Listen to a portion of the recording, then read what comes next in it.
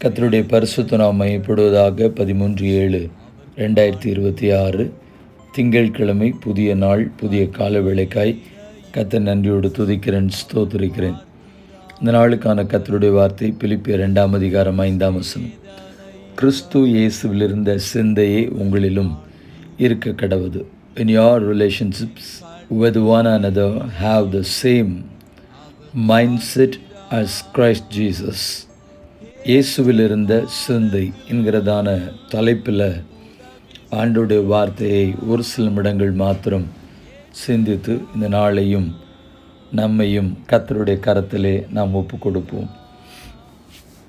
பிரியமானவர்களே, ஆண்டவருடைய சிந்தை எப்படிப்பட்ட சிந்தை என்கிறதை குறித்து நாம் தொடர்ந்து இதே அதிகாரத்தில் வாசிப்பதற்கு முன்பதாக அப்போஸ்தலனாகிய பவுல் கொரிந்து பட்டணத்திற்கு நிருபம் எழுதும் பொழுது 1 கொரிந்தியர் 2:16 சொல்கிறார், எங்களுக்கோ கிறிஸ்து இயேசுவின் சிந்தையே உண்டாயிருக்கிறது என்று சொல்லி. சரி, வேதம் நமக்கு ஆண்டவருடைய சிந்தை குறித்து என்ன சொல்லுகிறது என்று சொல்லி பிலிப்பியர் 2 6, 7, 8, 9, 10 வசனங்களில் வாசிக்கும் பொழுது வசனம் நமக்கு சொல்லுகிறது, அவர் தேவனுடைய ரூபமாயிருந்தும் தேவனுக்கு சமமாயிருப்பதை கொள்ளையாடின பொருளாக எண்ணாமல் தம்மை தாமே வெறுமையாக்கி அடிமையின் ரூபம் எடுத்து மனுஷர் சாயலானார். அவர் மனுஷ ரூபமாய் காணப்பட்டு மரண பரியந்தம், அதாவது சிலுவையின் மரண பரியந்தமும் கீழ்ப்படிந்தவராகி தம்மை தாமே தாழ்த்தினார். ஆதலால் தேவன் எல்லாவற்றுக்கும் மேலாக அவரை உயர்த்தி இயேசுவின் நாமத்தில் வானோர் பூதலத்தோர் பூமியின் கீழானோருடைய முழங்கால்கள் யாவும் முடங்கும்படிக்கு பிதாவாகிய தேவனுக்கு மகிமையாக இயேசு கிறிஸ்து கர்த்தர் என்று நாவுகள் யாவும் அறிக்கை பண்ணும்படிக்கும் எல்லா நாமத்திற்கும் மேலான நாமத்தை அவருக்கு தந்தருளினார். அப்படியானால் 8ஆம் வசனம் சொல்லப்படுகிறது, தம்மை தாமே தாழ்த்தினார். இதில் 2 காரியத்தை சொல்ல முடியும். கிறிஸ்துவனுடைய சிந்தை எப்படிப்பட்ட சிந்தை? கீழ்ப்படிதல் உள்ள சிந்தை. 2வது, கிறிஸ்துவின் சிந்தை எப்படிப்பட்ட சிந்தை? தாழ்மையின் சிந்தை. ஆம் பிரியமானவர்களே, அந்த தாழ்மை குறித்து தான் உங்களோடு கூட நான் ஒரு சில காரியங்களை பேச விரும்புகிறேன். ஆண்டவர் தம்மை தாழ்த்தினார். அந்த சிந்தை ஆண்டவருடைய பிள்ளைகளாகி நம்ம ஒவ்வொருக்கும் காணப்படட்டும். தாழ்மை உள்ளவர்களுக்கு தான் ஆண்டவர் கிருபை அளிக்கிறார். இந்த தாழ்மை குறித்து பல செய்திகளில் நானும் இதை குறித்து நான் பேசியிருக்கிறேன். இந்த தாழ்மையின் சிந்தை எது வரைக்கும் அப்படின்னு சொன்னால், சிலுவையின் மரண பரியந்தம் கடைசி வரைக்கும் ஆண்டவரிடத்தில் அந்த தாழ்மையின் சிந்தை காணப்பட்டது. ஆம் பிரியமானவர்களே, நம்மை நாமே ஆண்டவருக்கு முன்பதாக தாழ்த்துவோம்.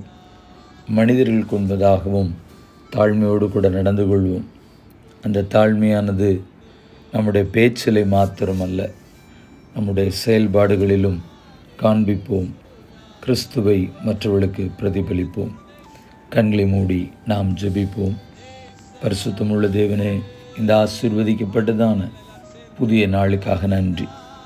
ஒரு சின்ன காரியம்தான், ஆனால் எங்களுடைய மனதில் அதை உணர்வடைய செய்யட்டும். கிறிஸ்துவின் சிந்தை ஒரு தாழ்மையின் சிந்தை.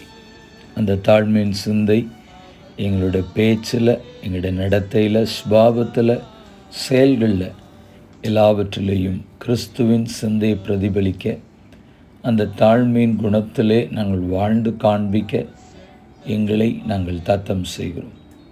இந்த ஜெபத்தை என்னோடு இணைந்து செய்கிற ஒவ்வொரு தேவ பிள்ளைகளையும் தனித்தனியாய் கர்த்தர் ஆசீர்வதியும்.